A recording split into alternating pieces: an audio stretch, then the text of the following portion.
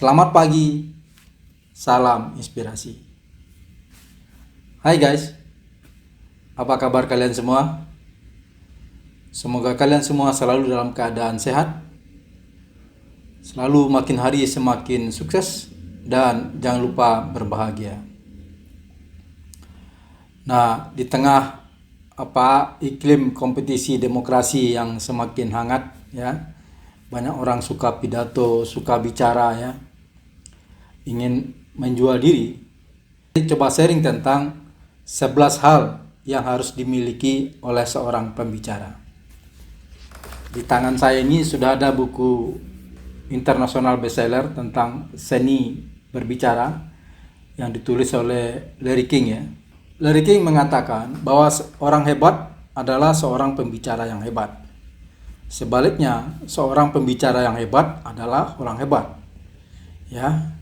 Jadi kalau orang hanya bisa bicara, bisa menyampaikan teori tanpa bisa berbuat yang hebat, tanpa menghasilkan karya yang hebat, tanpa punya wawasan yang hebat, tanpa punya pengetahuan yang hebat, maka bicaranya akan jadi hampa, ya.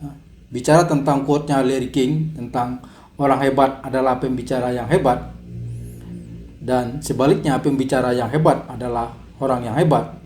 Ya, semoga menjadi inspirasi buat kita untuk kita berbuat dulu baru kita berbicara. Karena kalau perbuatan kita hebat, maka orang lain yang membicarakan perbuatan kita.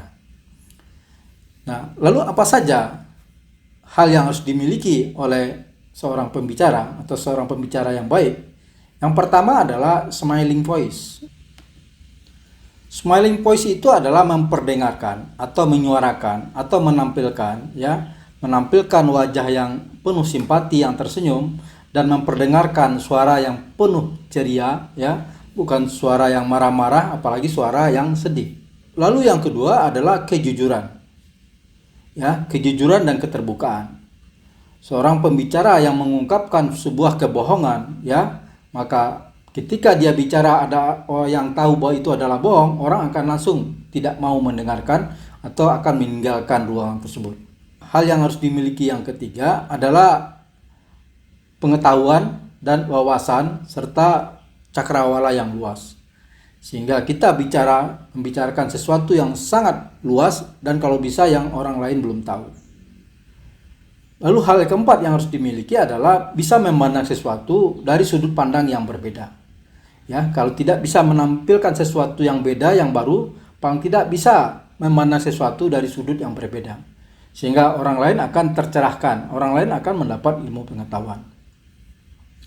Lalu yang kelima adalah passion atau antusias dalam menyampaikan apa yang ingin disampaikan.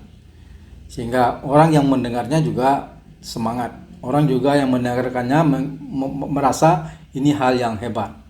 Kalau disampaikan dengan cara yang ragu-ragu, terbata-bata, mungkin orang tidak akan mau mendengarkannya. Lalu hal yang keenam yang harus dimiliki adalah hindari membicarakan diri sendiri, ya. Sedapat mungkin biar orang yang bertanya tentang diri kita, jangan kita yang membicarakan diri kita. Kalau perlu orang bertanya-tanya tentang diri kita dan menanyakannya ke orang banyak, ke orang lain, bukan menanyakannya kepada kita, hingga kita akan lebih dikenal. Lalu hal ketujuh yang harus dimiliki adalah mempunyai rasa keinginan tahu yang tinggi, ya.